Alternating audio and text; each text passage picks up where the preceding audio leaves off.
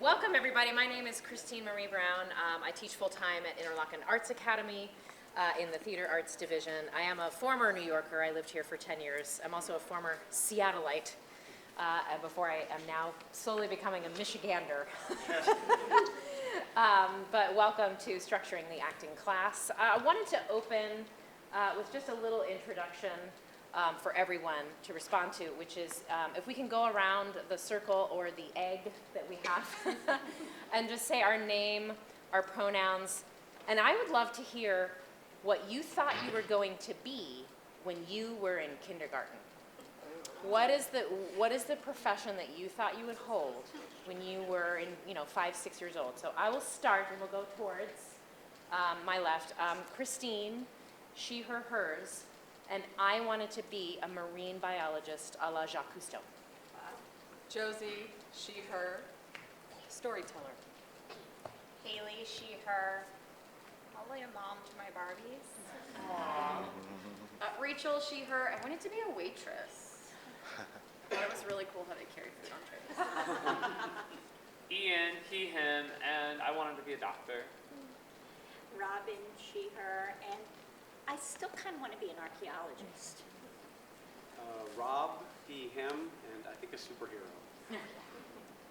Annie, she, her, and princess / mermaid. Katie, she, her, a teacher.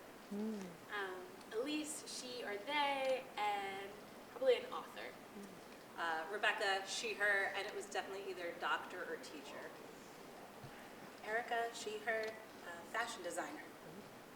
Matthew, he, him, either a house cleaner or a superhero. Brian, he, him, either a fireman or an astronaut. Jess, she, her, and I wanted to be a Disney princess. Jerry, she, her, and I wanted to be an actress/singer. MJ, she, her. I actually wanted to be a Teenage Mutant Ninja Turtle.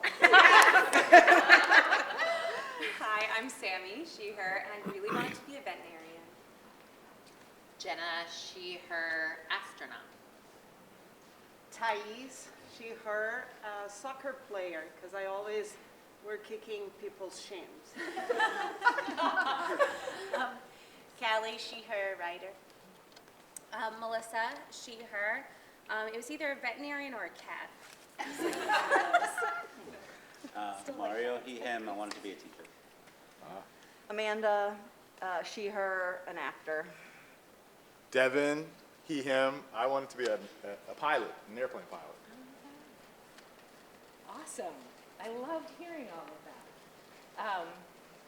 I hope that we all in our theater journeys might be able to get a chance to play the thing we wanted to be when we were in kindergarten. I like to start my classes, I usually start all of them with meditation, just for 2 or 3 minutes, because my students are always scattered and unfocused and coming from other places. But I didn't want to make you all lie on the floor. So we'll start with a synchronous activity as a group. So let's start by coming together closer, and then we're going to put our right shoulder into the center. But we're going to get really close, but still leave an opening in our egg circle shape. So tell me your name again, friend. Josie, so if you can see how close I'm getting to Josie, that's what I would like us to try to achieve, and then have your right foot kind of pointing out into our circle egg shape. So my friends, you all need to get a lot closer. All right. Ooh, I like this. Circle is really shaping up to be more of a circle. Can we get a little closer in this area too? And it might involve the rest of us moving in. The idea behind this exercise is that if you look in the center, you can kind of peripherally see all of the other feet. And this really works with groups of less than 20, but today we're more than 20, and we're going to be proud of being more than 20. So how this works is I'll start a movement, and just trust that if you connect visually to the floor that you'll get the movements.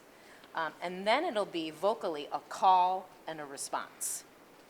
So I'll make some sound that fits into the rhythm of our movement, and then you'll just repeat that sound. You respond with the same sound and the same shape. Is that cool? Everybody understand? Great.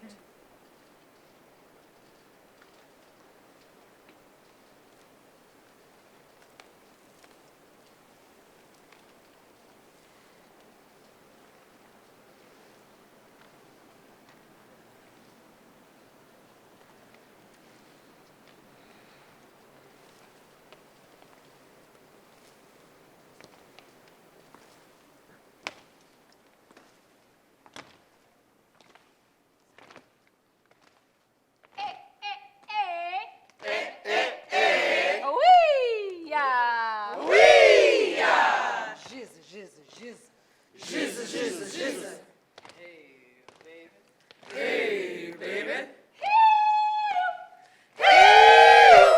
No, no, no.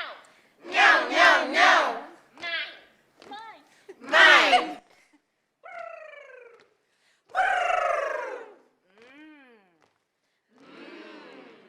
No, no. No, no.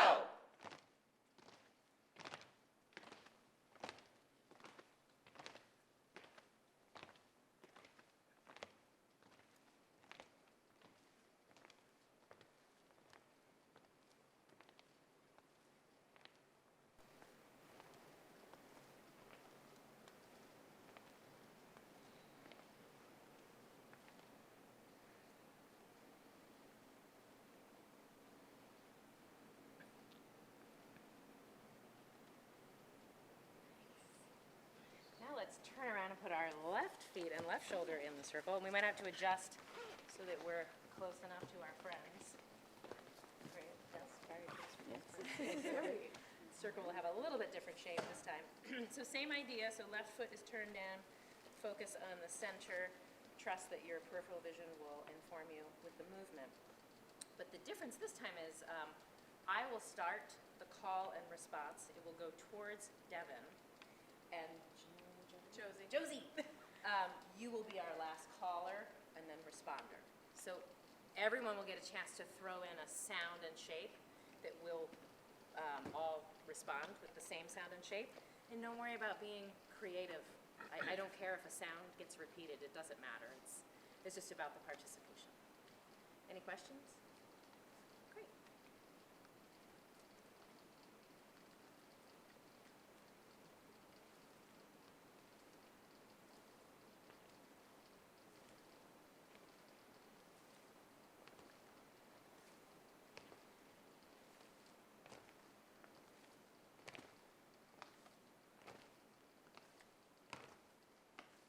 Me, ma. Hubba, hubba, hubba.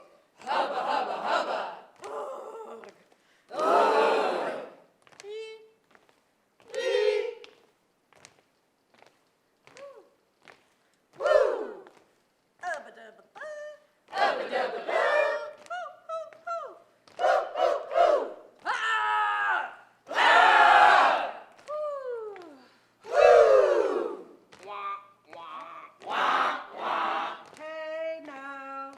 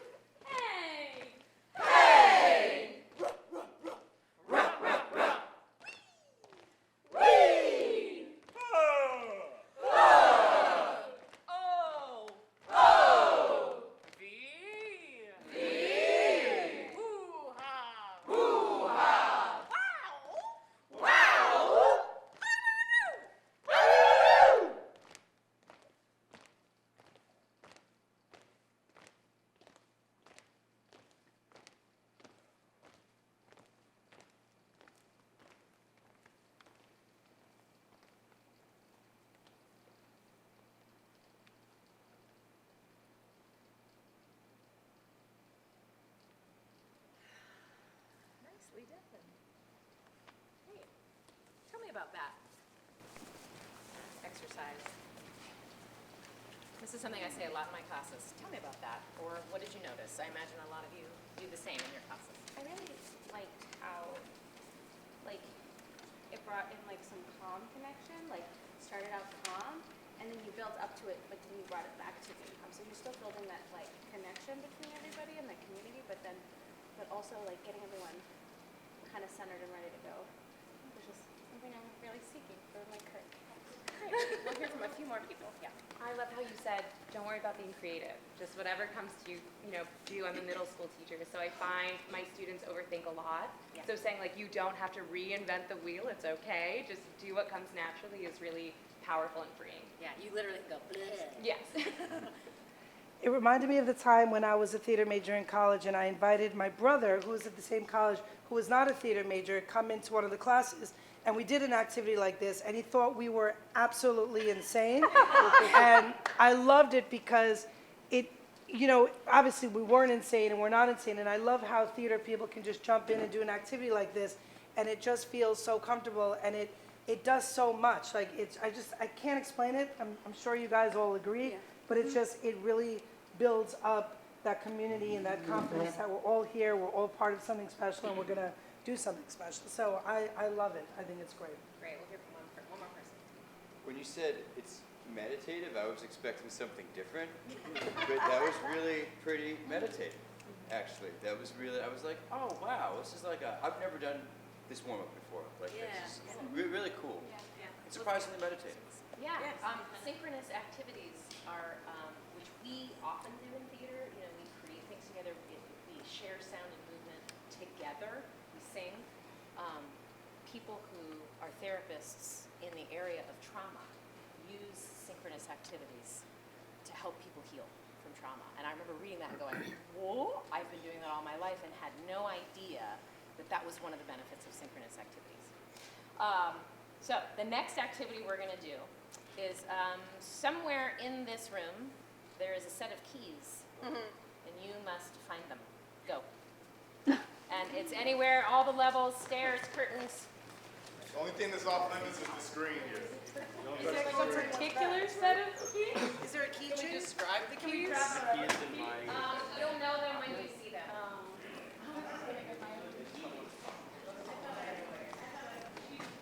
And the whole room. Level is visible or curtains? Yes. When you see them, they will be visible.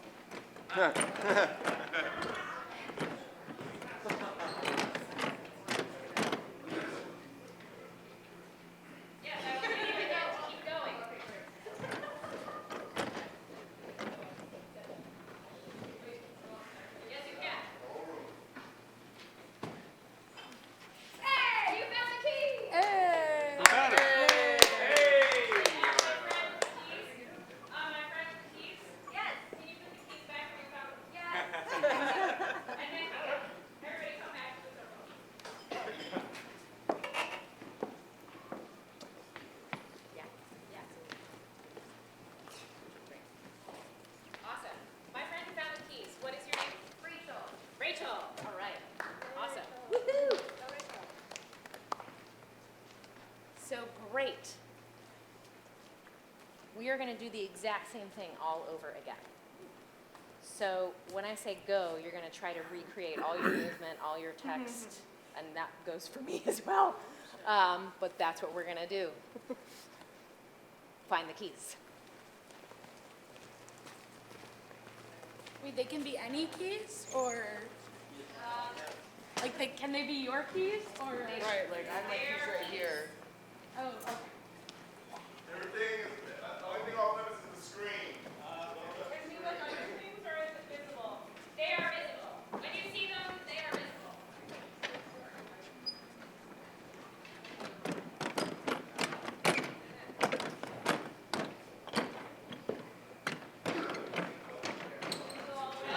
Oh, yes, and the whole room is available and you are warned.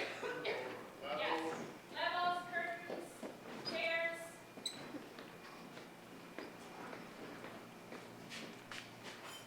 And somebody found the keys! All right. Oh, and my friend who found the keys, can you leave them where you found them? Great, and everybody come back down into the circle.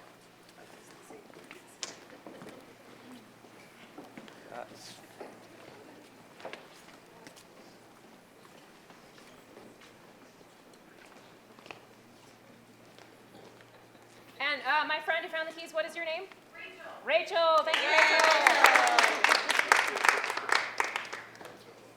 Great. How many of you actually looked for the keys the second time? Yeah. I love that there was just like, oh. How many of you did not look for the keys? Raise them high, raise them high. Thank you for your honesty. Great. What were you doing? You weren't looking for the keys, so what actually were you doing? Those of you who weren't looking for keys, yeah. I was remembering what I did. Yeah. You were trying to remember what you did. Okay. Anybody else, was anybody else doing something other than looking for the keys or trying to remember their path? Yeah. Found myself waiting for a Yeah, which you may or may not have gotten because I wasn't good at remembering what I said. I'm sorry. Devin had to remind me. Yeah, if you facilitate an exercise like this as a teacher, remember that you will be involved and you might have to remember your lines and your blocking as well. Great. We're going to do this a third time. So you're going to keep that same path, keep that same text, but I'm going to change your given circumstances. That's awesome. I love that.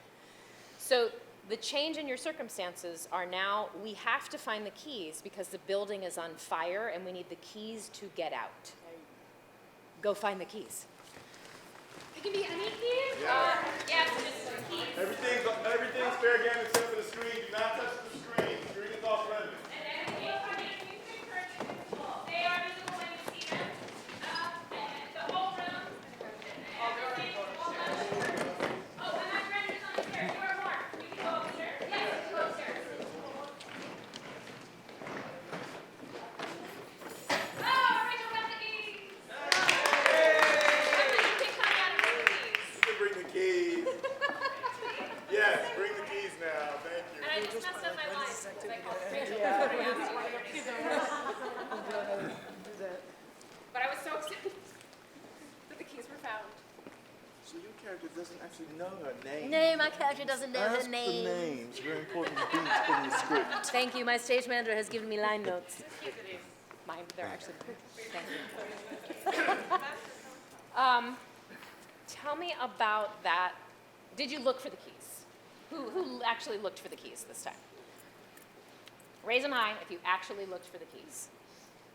Great. And who did not look for the keys? Why did you not look for the keys? To be fair, I didn't really look the first time. I was looking busy the first time. Great. Why didn't you look for them the first time? I don't know, this reminded me of tech where they say, grab a hammer and look busy. So my same mentality happened. Okay, so you went, a memory took you somewhere. Yep. Great. Why didn't you look for the keys? I was doing what my task was before, but just faster. Got it. Still trying to remember. Not remember, but making sure I hit all those points. Yeah, you hit your marks, your cues. Got it. Totally understandable. Yeah. Very concerned that there was a fire. You. So I was, right, wasn't there a fire? Yes, you bought into the given circumstances that had shifted. I bought it. Yeah. Great. For those of you who really looked for the keys, can you talk to me about what, and you bought in to the circumstances, what happened with your voice, body, breath? What did you notice? Yeah. I mean, it's an actor nerd thing. It's like, oh, you told me where I am, that's where I am. And you gave me the circumstances, that's where they are. I just jumped into the imagination hole, and my heart rate went up, and I started to breathe differently, and I was like, oh, shit, it still works. The machinery of the body still works. Well, I it's love just it. like I see what's happening here. We're raising the stakes. We're Yeah. giving it urgency. We're making things more demonstratively tactile. Yeah. And I'm still laughing at myself that after all these years, I still fall for it. Like I have actively been an actor on and off since I was 8, and I'm still like, yes, please. What can I do to please you? You know, and I was kind of cognizant of that as a teacher, that I was just falling into my child self of having to follow instructions and do a good job. Oh, but I think there's some beauty in that too. I hope so. Otherwise, it's just clowning. Because work for children is play. Right. You ever see a child play? You're like, oh, can I play with you? And they're like, I'm busy. It's their work. It's only later that it becomes work, right? But to play for them is work. What other experiences for people who actually looked for the keys? Yeah. I was down. I was to say that because of the urgency, my blocking happened much faster. Yes. And then I was there, and I was like, okay, why am I staying here if the building is on fire? And I tried to find some nervous energy to make it make sense. Yeah. So you kind of got out of it, and then you bought back in? Really looking for my intention. Yeah, no, that's fair. That happens all the time. How many of us have been on stage and been doing the grocery list in your head, and you're like, oh shit, I gotta be there for my partner. Happens, it happens. Any other experiences? Yeah. I found myself much more aware of where everyone else was this time. Just that knowing that there was that adrenaline and you were moving quickly, and I was like, okay, where is everybody and where am I going and how can we all do this and block the scene together in a way that is chaotic but not in a way where we're bumping into each other in this world. Oh, so you were thinking about safety and the creation of the scene together. I love that, yeah. Is that a hand up, or? Yeah, it was just being reminded that my job was to look for the keys, not just to repeat. Made me like, oh, then I will do that. And that changed, and so I started looking, and I still did the same blocking, but I was looking in different places. I was actually paying attention to, do I see something there? So that just changed me in relation to the space. That's great. I look for the keys all 3 times. You were like, look for the keys? I'm gonna look for the keys. So I just looked for the keys, and I just kept that motivation. I moved quicker when that place was on fire. I was like, all right, got it. Can do. Yeah, you bought the stakes and the urgency. Got Yeah, it. but each time you played the objective, which was to Yeah. look for the keys, yeah. The last time with the fire, there was something that changed, like an outside force changed the circumstances, in that there was an outside individual in the back.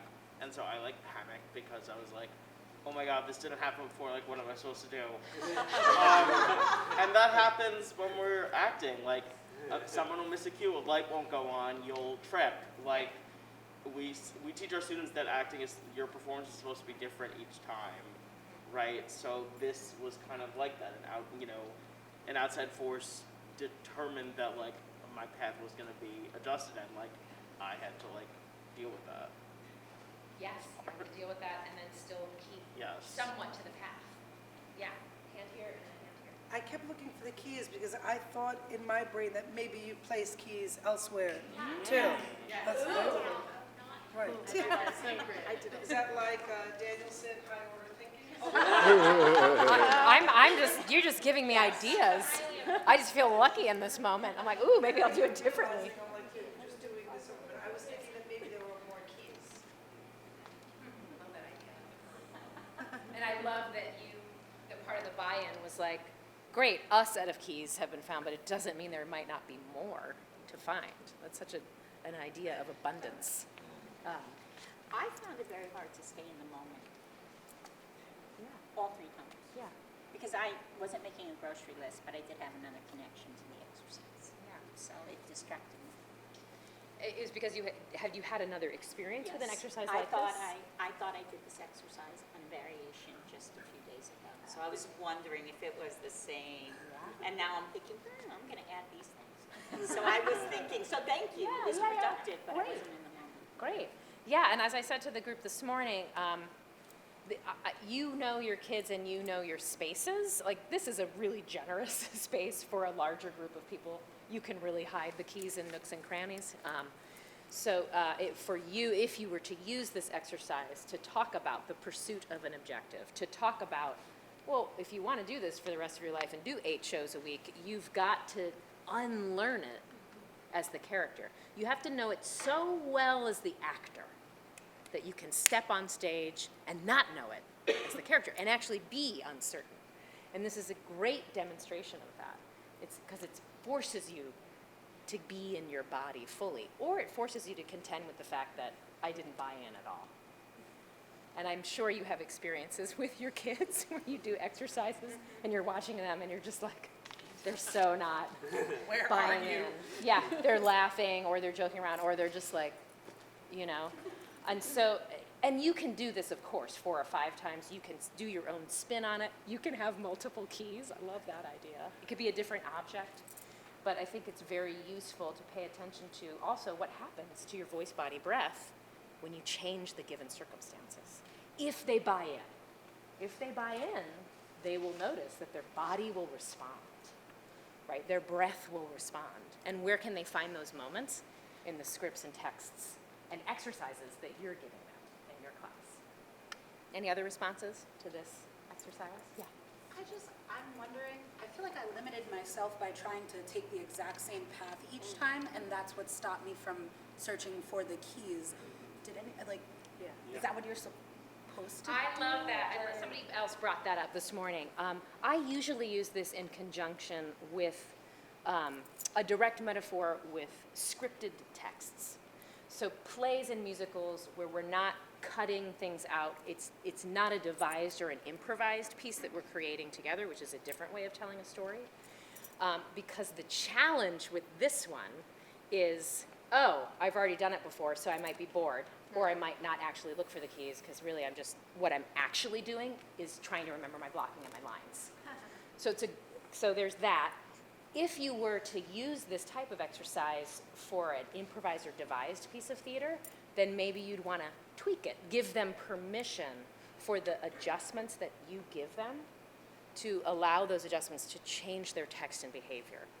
But in its inception, it is the ideal way and the way that I have used it and used it as an actor, that it was used on me, was you've got to fulfill that piece of text. Because we've all played parts or had kids who've played parts where they're like, I don't know what I'm doing in this moment, and it's a challenge, but you've got to make it work. So, but up to you for what is best for your classroom and your students, yeah. How might you push from, so if like my objective in this is to find the keys, how might you elevate that? Like, I feel like we're often telling our students to make their objective like what you want from the other character. Is there a way to kind of use this specific exercise to go there? Great question. I think when you shift the given circumstances, because at first it's like, find the keys, and you're like, oh, okay. And then the second one is like, do it all again. And that's the one where you're like, okay, why?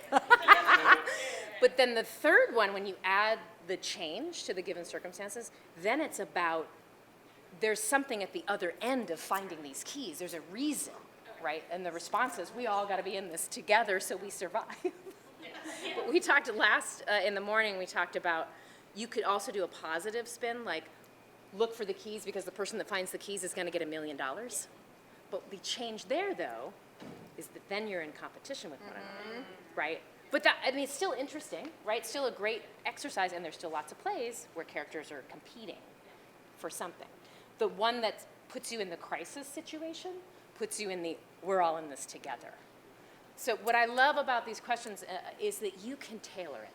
Like you can do it one way one day and then do it another way the other day. Again, based on the project you're working on, the class, and the kids that you have. Did I see another hand up? Great. So to put this more directly in action as actors, we're going to move on to the next part of the class, which is the first thing you're going to do is, if you would please, find a partner. And if there's an uneven number, we will have Devin be a partner. So find a buddy. Great.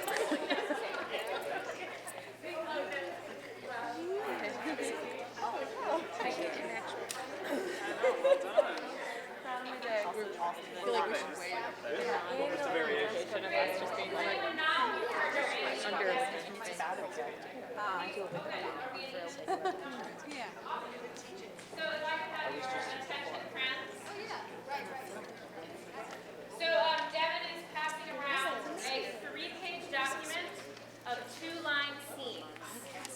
So there's 3 pages of scenes that are just 2 lines. Each of you get 1 line. What you're going to do when you get this sheet of paper is, as a duo, you're going to decide which scene you want to do, so which 2 lines. And you're going to decide on your relationship, not beyond the label. So the history and the nature. So if you're husband and wife, are you newlyweds? Are you on the brink of a divorce? Have you been married for 50 years and you're really happy? Right? So relationship, given circumstances, where you are in space, and then separately, you're not going to tell your partner what your objective is. What are you trying to do to them with that 1 line? What is the response you are going for with that 1 line? And you can memorize the 1 line if you choose. You absolutely don't have to. You can carry the paper. And you have 5 minutes. You can work anywhere in this space. You can go in the hallway, and then we'll come back and have a time of sharing our objective work. So we can pick any one of these? Yep. So all the lines. Line is the second line. The line. This is a scene. I want you to make him or her leave me alone. I can't make him or her do that. That's 1 scene. Those are our lines. Yep, those are your lines. And so there's literally. Oh, they're both lines, and so it's back and forth. Okay, so like No, I you just choose 1. It right. took a while. I said the top one. It took a while. There's somebody else. I know. Okay. And you have 5 minutes. We decide, sorry.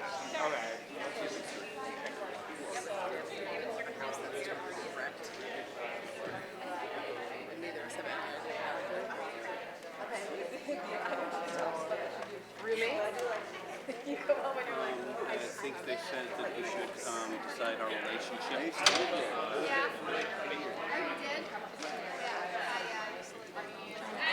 These are juicy. Yeah, well, some of them are. The last one is. It's in the moment after. Beginning, middle, and end. I don't know why everyone's so confused by this. Right, so yeah, exactly. So a nonverbal moment that starts the scene, the moment that initiates the speech. And then we say the two Two, and then lines, one more moment after. Yes. and then another. We'll go ahead, say the two lines, and then there's a final moment that resolves. That's the end. Okay. Yeah. That would be nonverbal as well. Okay. What about the I want you to stand up for yourself, let me do this Yeah. my own way? Okay, which one do you want to do? Oh, it's on the second page. Oh, I just, that gave me a And then we need a moment before and a moment after. So the delivery, or just. Yeah, or are you coming into my office? Well, I guess it depends. bullying situation or something. First one. Or this might be too leading. I'm just trying to think. Something different, like store clerk and customer. I mean, that would be kind of different because then it removes the close relationship and makes us feel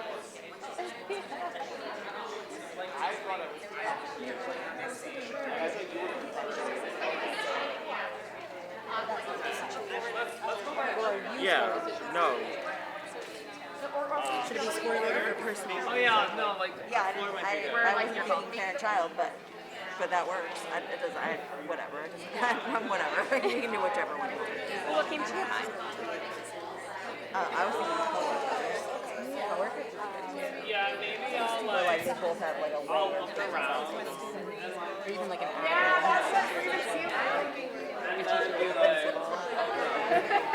And then I'll sit.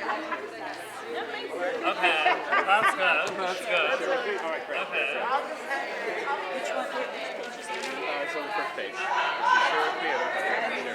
yeah, whichever. Child. Get up and rehearse it. 2 more minutes. You want to try it out? I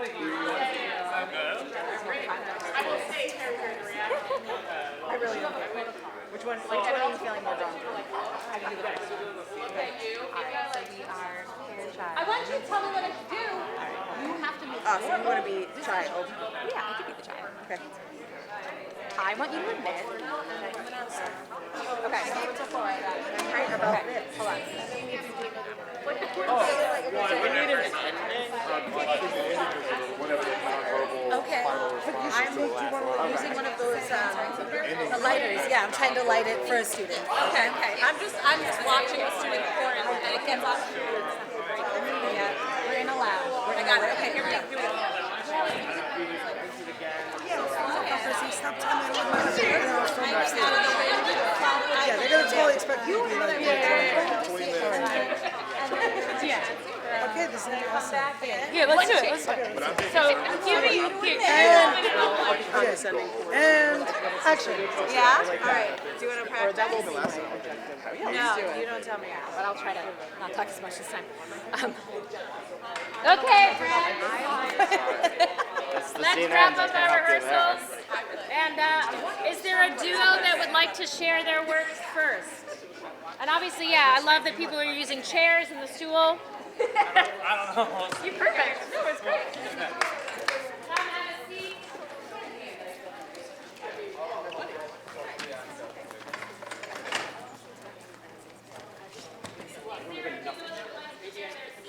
Maybe I beat you last time. If not, I will call on you.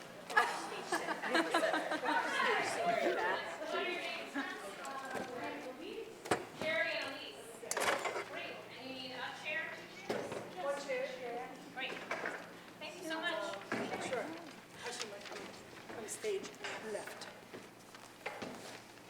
Great. Yep, start when you're ready. Give yourselves that moment before.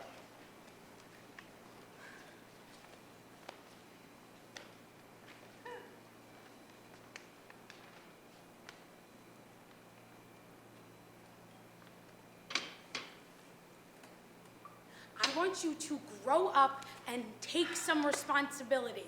Stop telling me how to live my life. Oh. See. Hey, stay out there, friends. What do we think we saw? What is the relationship we think we saw based on the behavior? Yeah. Parent and child. Pause, parent and child. Great. Any other thoughts besides that? Child stayed out too late, sneaking in after curfew. Child who stayed out too late, sneaking in after dark. Great. This next question might seem dumb, but I'm going to ask it anyway. How did you come up with those conclusions? What in the behavior led you to those conclusions? Do you want someone else to answer? Do you want? I know, anyone can answer. I mean, the sitting at home, sitting on the chair, right, Yep. waiting, checking the watch, so clearly there's a time issue, likely lateness, right? An exacerbated face. Yep. And then sneaking in, that was also more of a childlike gesture of like the quiet sneaking, right? The tiptoeing, yeah. And then this gesture also felt very like angry parents at the end. Yeah. Yeah, who had the status? Yeah. Yes, you have another thought?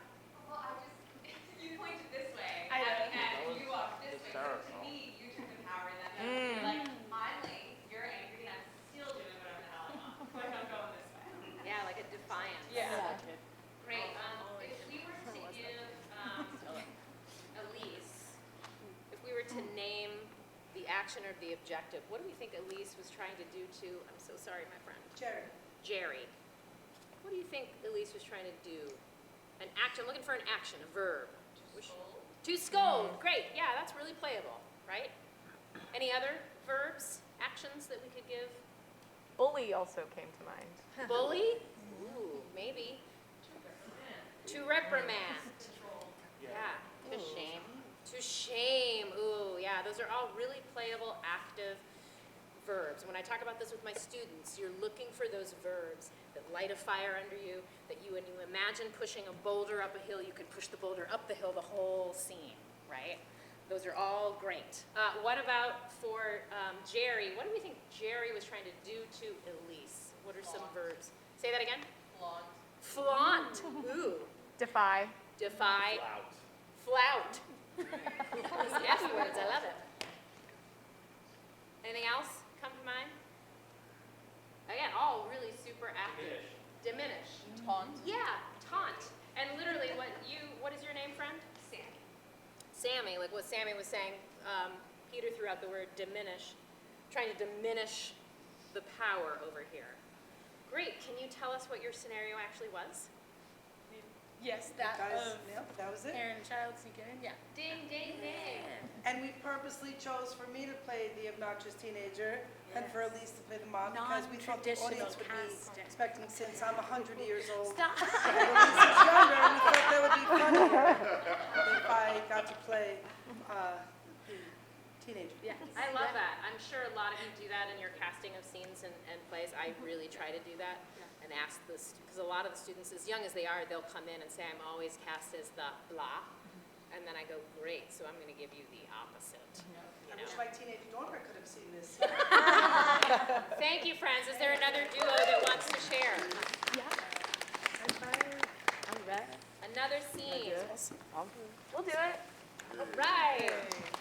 And then I saw, if we have time, we'll have a third scene. What are your names, friends? Rachel. Rachel? Ian. Ian. Great. No furniture needed? Nope. Fabulous.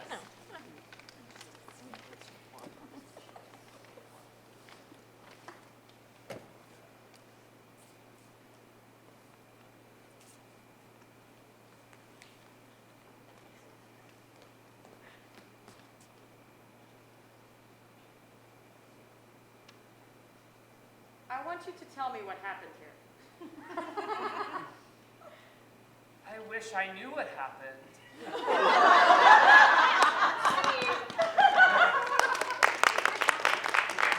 Great. What do we think we just saw? Relationship, space, circumstances. Where are they? What's happening? There doesn't have to be perfect. It can be a guess. And don't tell us. Don't confirm or deny. Parent-child. Someone with Great. authority over another. Anybody else see a different relationship? Yeah. Oh, I talked before she. Oh. I was gonna say it could be two siblings. Could be two siblings. Older and younger. Older and younger, great. I thought maybe husband and wife or partners. Husband and wife or partners, great. But what I'm getting though is that these are two people who know each other well. We're just not sure maybe about the status, whether it's a parent-child or a spouse-sibling. Where do we think they are and maybe what happened? Do we have any guesses? Again, it doesn't have to be right. Yep. I think they're home. They're home. I think they're in their home, only because, like, I can see, like, if it's a parent-child dynamic, I could see the parent, like, having their headphones in and just kind of focusing on their work, and then coming into, like, the living room to see, like, a disaster happen.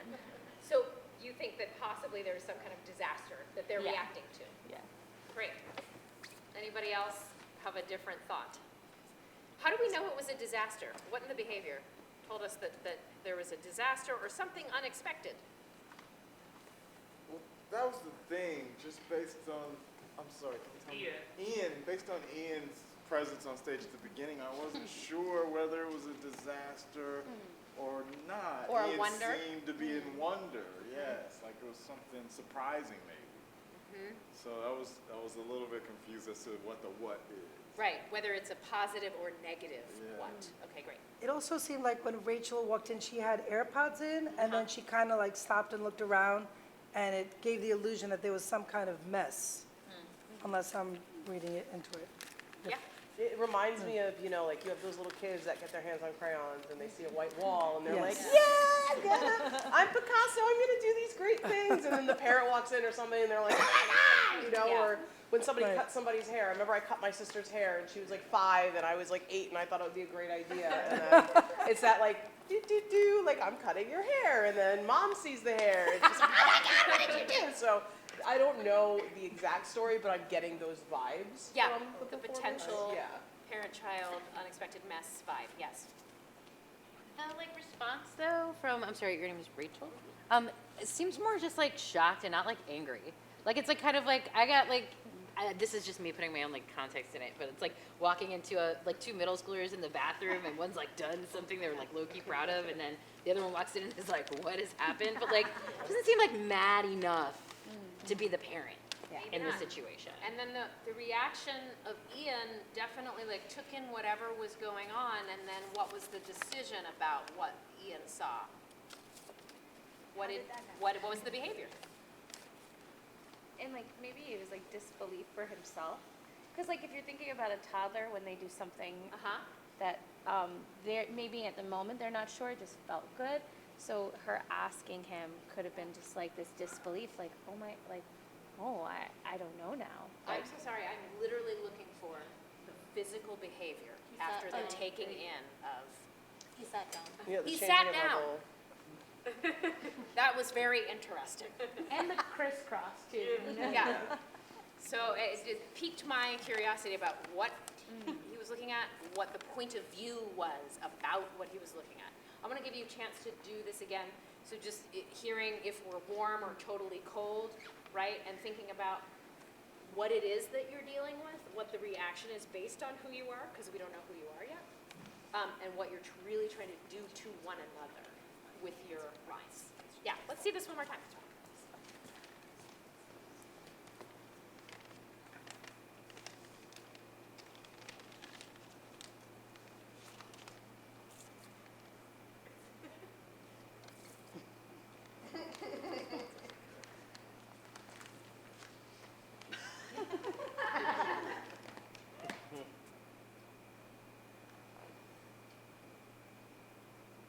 I need you to tell me what happened here.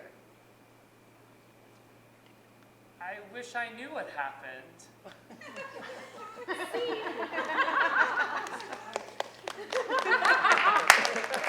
What did you say? He's lying, clearly. Anybody else get lying vibes? Yes. From Ian? Totally. Great. Any yes. Well, he seemed genuinely surprised by what he was seeing. Now, it's possible that he's the one who made it, and he just now realized what he did. But there was a moment there of just like of his own being astounded by the situation, and then sitting down and waiting for the consequences, I guess. Like there's nothing I can do about it, so Yeah. I just want to wait for mom to get home. He seemed genuinely astonished, whether or not he was responsible or not. Great. You had a hand, and then there was a hand in the front row. Piggybacking off what he said, I felt he was completely defeated, like, oh well. Defeated, sitting on the ground, he looked around and then sits down. Defeat. Ooh, kitchen explosion, is that what it was? Kitchen disaster? Initially, I thought that you seemed suspicious, but then I thought like, oh, did you get robbed or something like that? Because it seemed more genuine. I don't know, they came home to an empty home or something. Great. What do we think that Rachel was trying to do to Ian? Some actions. What was she trying to do to him? With the, I want you to tell me what happened here? Is that the text? Yeah. I need you to tell me what happened. What is that action? Interrogate. Interrogate. Ooh, that's a good one. Yeah. Probe. What about, what do we think Ian was trying to do to Rachel in response? Mislead? Maybe mislead, yeah, if he was lying, for sure. To conceal, yeah. Like throw off the path. Distract. Distract. Oh, these are all good, great playable verbs as actors. Fabulous. Can you tell us your scenario? Are we warm at all? Oh, good. So basically, well, for the moment, like, we were eating spaghetti together, and she left, and then it all went everywhere, and apparently behind me on the walls. And how old are you? 7. I was parent, mom. Parent. And that's what happened. And then do you want me to say what my objective was? Yes, please. It was to trick. Yeah. Or- Very good. Great. What about you, Mom? Yeah, same exchange. Mine was to shame. Yeah. Shame into telling. So fun. What time are we at? Should we move into reflection? We've got about 6 minutes. Yep, we should move into reflection. Great. Oh, those are such good scenes. Thank you. And then you have the question. Okay, yeah, so we have some questions that we want to pose to the room. It's essentially the same questions that you did in the first session, so they are familiar to you, but I have them on this Post-it chart paper just to remind you. What we'd love is if you could form some groups, maybe 3 or 4, and just have a discussion about these, and I'll just read them again just so everyone is familiar. What struck you as a participant, as a learner? What is relevant to your own teaching practice and planning? And what did you notice about how the presenter facilitated/led the session? So if you could just, form some groups, small groups, 3 or 4 or more, and talk about that, and then we'll share with the larger group conversation. And I'll take the 2 line seats, and I'll have Peter put these. Okay. Yeah, so I'm going to have Peter put these in. Oh, great. Okay. They're really fun. Can we? No, we can't take them. I'm going to have Peter put these in.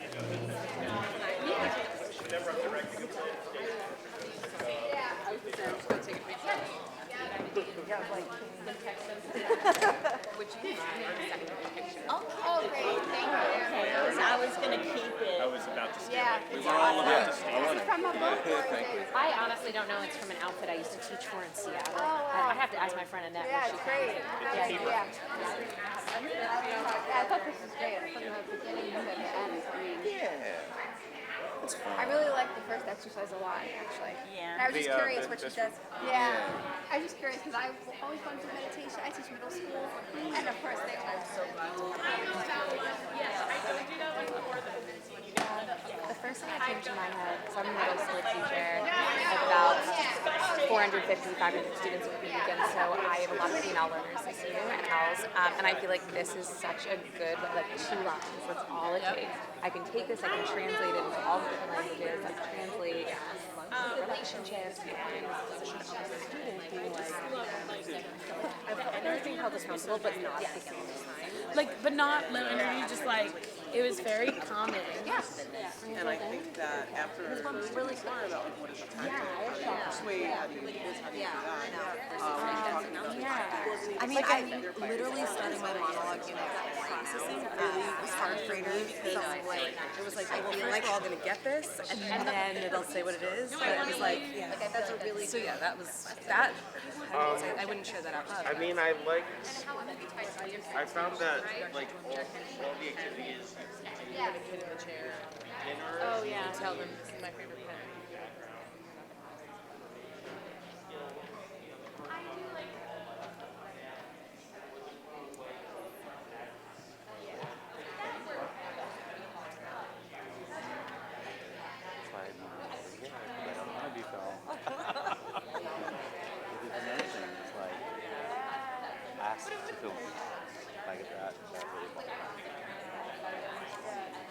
But this stuff is really great.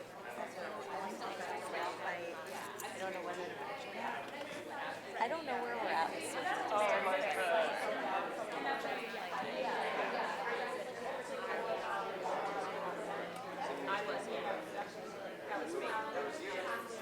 Scientists did it, it was great, but we went down. But I'm gonna redo it because of the display, you're competing, you know, where they're like, you don't want to get the house, it's too bad, I like do this biggest improvement, yeah. So I'm gonna try, and that is like, as much as it's high stakes with everyone else's brain, the whole time, but I was like, and I couldn't focus because I was like, this is so much happening. This would have been two lines. That would have been probably the time I had for me. Really clear opening movement. Those are some, And like, I think I want to do that with the mono, like, otherwise they would just go up. get them out. They'll be like, oh my God, watch out! There's a like a. that's great. And I'm on the roster at the Roundabout and also Manhattan Theater Club, so I see all of it. That's great. That was one of the heartaches of living in New York. It was really hard to see shows because of the expense. Yeah, it's like hunch like that. It's like when I did Alice in Wonderland, I might eat a rabbit and eat a part of my conversation.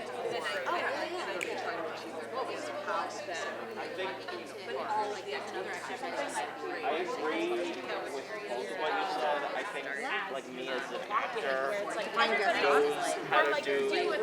knows where the value of these things are. I want to make you ruin my chances. It's also quick. Like I don't offer like the same stuff. Oh, right. I went 5, and then the other was 85. The first page. I'd do a page. Give him a page. Give him a sense. Give him a page, these directions. I work in a Spanish language school, Oh, sure. English, so I probably would have to, so you say the first page? First page. That means 4. All right. Yeah. But that's good. But make it into the lesson. Translate Yeah. some words. What words don't you know? And we'll just All of them? all right. Well, take a data front load. All right. I love what that it the heck? includes the given circumstances, Yeah. and that's that conversation as well, right? Yeah, I haven't done It's that. given circumstances and the subjective, right? You can talk about all that stuff in a 2-line scene, and everybody can So, you we'd know, love us to bring the conversation back to the larger group and share out some of these ideas that have been discussed. So we'll just work through the list. So let's start with this first question. What struck you as a participant? What struck you as a learner? And we can just popcorn out. Let's start over here. Does anyone want to share anything on this first question? Whatever struck you? No? It went so quickly. Yeah. Which is a good thing. Yeah. Like, it just felt like I was very present in it. So Yes. it went quickly. I will say the keys were found very quickly. Yeah. A little bit longer than one. Yes. So But the whole workshop, we just commented on like the energy of the whole workshop. Yeah. Yeah. Felt very engaged the whole Yeah. time. Yeah. that's good. That's what Yeah. we want. Like, Yeah. the time flies when you're having fun. Yes. Yes. Go ahead. Sure. I felt excited about this workshop. I just approached it as an actor and a student more than as a teacher. That was my first instinct, so Yeah. I enjoyed that. And that's the mandate that Peter set up at the beginning of the day, right? Is that you're here to create. So. But it's hard to get that balance because usually I'm just thinking about how can I bring this back to my students, and I was in it. So. You had something to say. No, I was just gonna say that we talked a lot about how we experience it as, acting students ourselves versus what this would look like in our respective classrooms and how we would need to like modify it to fit our communities. Well, we talked about how the first exercise that we did with the sound was really a very inclusive exercise because you didn't have to make a movement by yourself in front of everybody. I have a question about that, but we'll bring that back at the end of the meeting.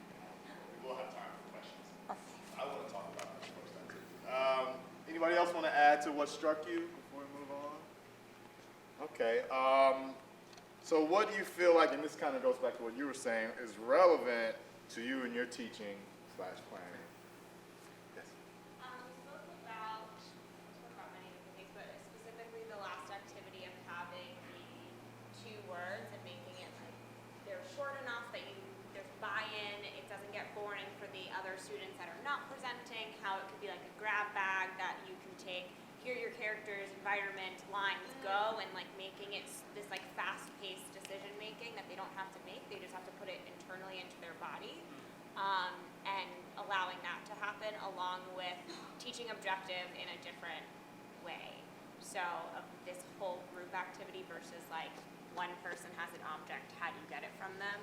So kind of opening our lenses a little bit wider to the rest of the class and what their experience is and not just the singular or pair that's happening.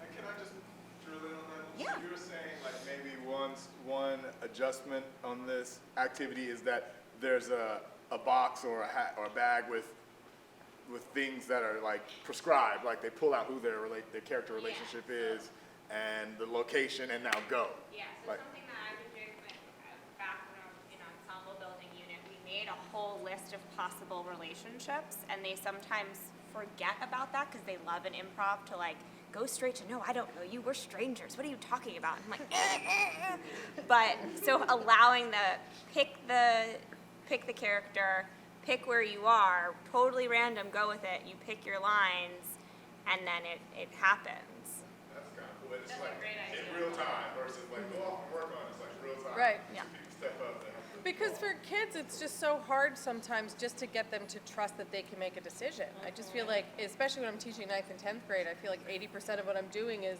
they just come to the desk and ask permission to make a choice. And it becomes like a joke. Like they come up during their work time, can I do, yes.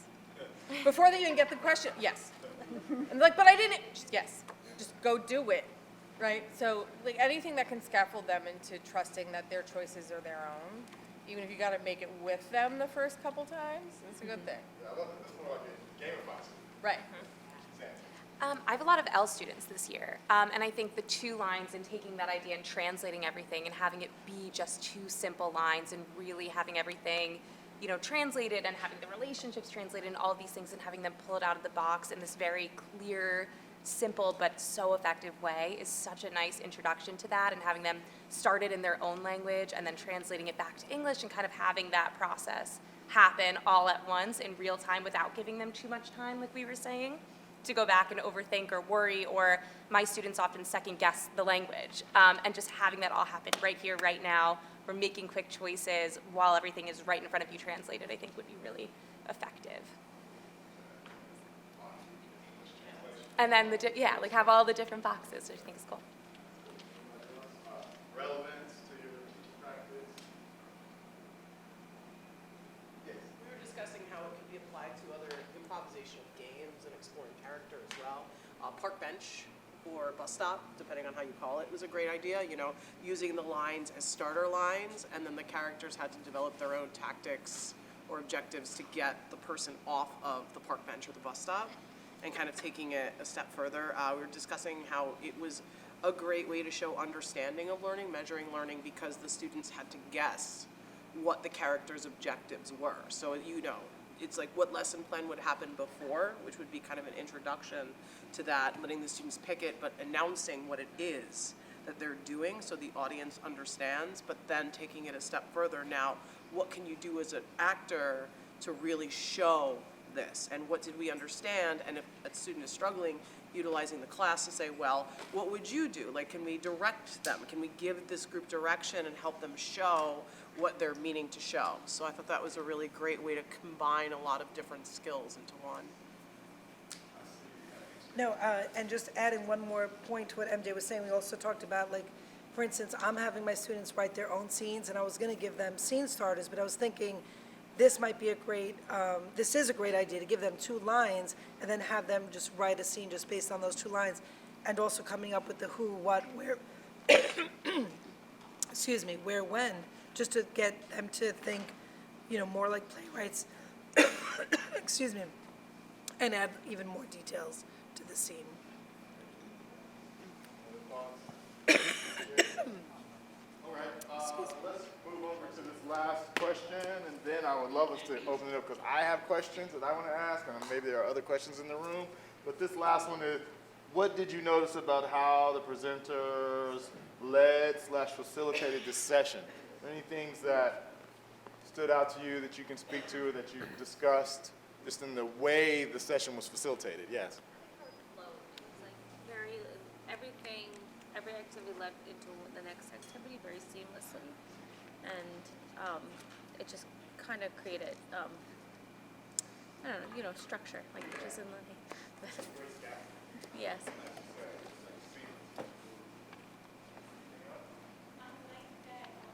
Sorry, I forgot.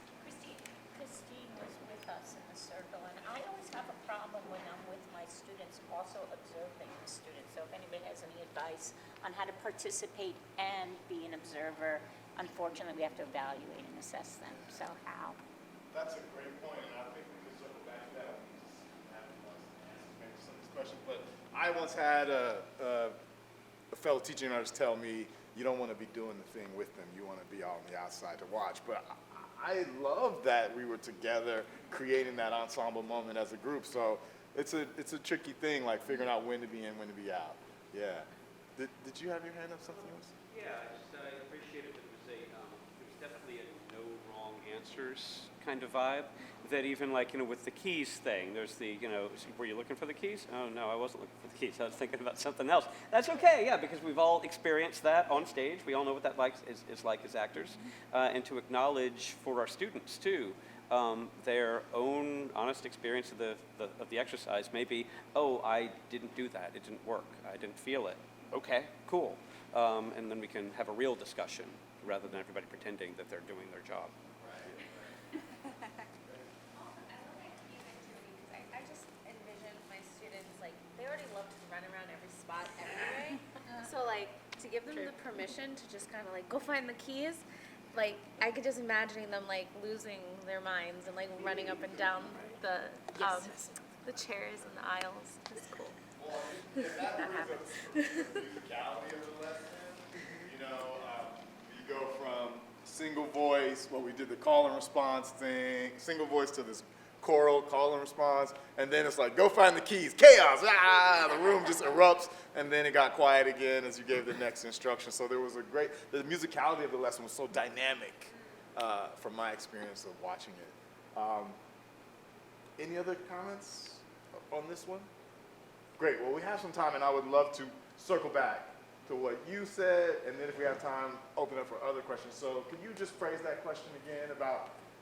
I really liked how Christina was with us in the group, and I love to participate with my students. I think it's important, but I also feel at the same time I need to be on the outside because I'm supposed to be assessing them. So I'm wondering where that balance is, how I can do that. And this is a question for everybody. We're all experts in the room when it comes to this stuff, so not just for Christine, but anyone who wants to chime in on this. So I was going to start off by saying I think that being the participant in the circle helps model for the students ways to behave, but also ways to make mistakes and all of that. And I think that when we're all starting out, we all do these ensemble building lessons, I think that is the foundation you need, and then you can step away. Once you've established that, you've established the community, and then you can step away and sort of start assessing more critically. But definitely, I think it is very important, at least in my opinion, to be part of the ensemble as well, so that you're recognized as equal, you're still the teacher, but equal to them. Not separate from. Yeah. I always tell my students that I'm going to be the most ridiculous looking one in the room. It's not you, it's me. So it's okay to do whatever you're doing because I'm gonna look the most ridiculous. So it gives them that permission to like, oh, Mrs. Smith's being a goofball, so. Or a here I go. challenge to be Or more. Depending on your student body. Yes.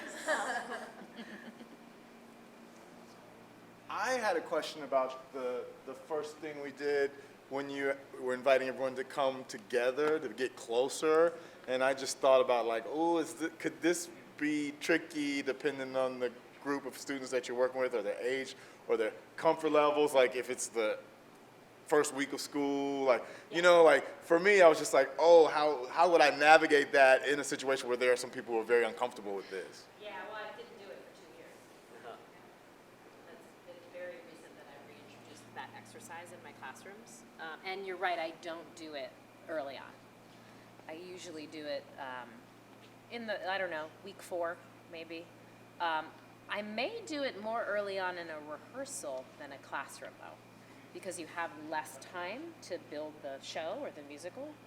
And I usually do that exercise in my acting technique class, which is a year-long class. My other classes are term classes, so fall or spring. But it depends on the project, the kind of show I'm doing. I always tailor my warm-ups for the specific show that I'm directing. So I just directed Dracula, and so we built into the warm-up. We all did that together, even though most of the kids in the show weren't vampires and didn't have to do it. Because it's about modeling and embodiment. And if you do it with them and then they can step into it, or understudying, right? All my shows have understudies, and I run it like a professional rehearsal. If they have a model, it's easier to at least try it on, like a garment, right? But yeah, that exercise is one that I reserve. I don't do it all the time in all spaces. And like I said, I didn't do it for 2 years. When you did what ages do you do it with? I teach high school. Yep. And I also have a very different reality than any of you. I teach at a school where the main reason they are there is because they want to study theater. So it's their academic teachers that have the trouble. Yeah. But that doesn't mean you can't and don't run your theater programs as if the main reason they come to school is for you. And I know that's actually true for a lot of you, right? Where you become the place where attendance is up because they get to do theater. And even if you're like, yeah, but they're not all like that, that doesn't mean that you can't have the mindset that they are and that you'll get them there. Right? And that's not arrogance, that's confidence and trusting in your work. So sorry, I just wanted to add that because I hear Christine saying, my reality is not your reality, but no two people have the same reality here either. That's true. So. Thank you.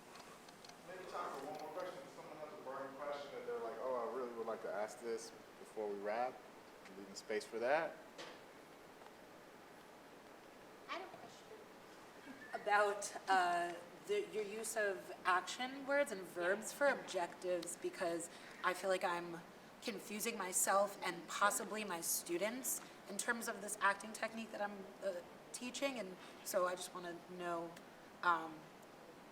why we're using verbs for objectives, because I thought tactics were the action, and just The main reason I do it is I want to get my students out of the habit of thinking that acting is emoting, performing, or pretending.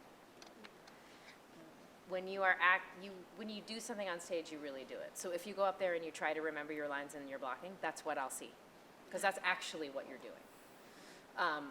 And I don't care a hill of beans what you feel. We're trying to make these people feel. So it's much more interesting if you're fighting something, if you're wrestling with something, and you're trying to do something to the other person, than it is if you're in a vacuum trying to emote and perform. That's not acting, that's just different. So that's why I use verbs, is because they're in my experience where I teach, they're at an age where they love to perform and emote, which is awesome. Those are fun things to do, and it's a great release in an acting class, and I would argue it's probably one of the reasons why we're all here, because we love to do that too. But in terms of, in my opinion and experience as an actor, teaching them what acting actually is the reality of doing and telling the truth under imaginary circumstances. So that's why I use verbs, because it kind of gets them to think about it. Do you find that there's a difference when you're teaching young people? Is there a difference between setting an objective, like what that character wants, or tactics? Like, do you mainly talk about objectives as things that you want to do to the other person, and we don't need to talk about tactics, or? It depends on the class and how fast they get it. Yeah. So every class is different. I have for whatever reason, this year I have a group that's less ready than I've had in the last couple years. And so once I feel like they're starting to understand that it's not about them, it's always about the other person, then we can talk about what's the actual statement of objective for this scene under which you're going to play these actions, right, or use these tactics. But I don't always get there. I teach sophomores and new juniors, so I sort of get the second.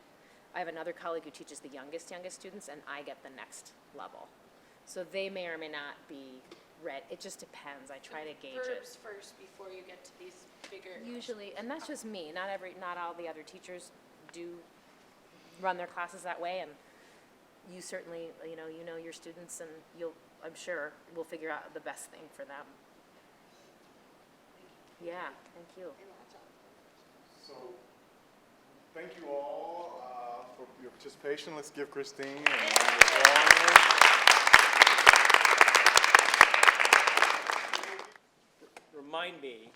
Somebody remind me, I have 999 verbs. You guys probably have seen that before.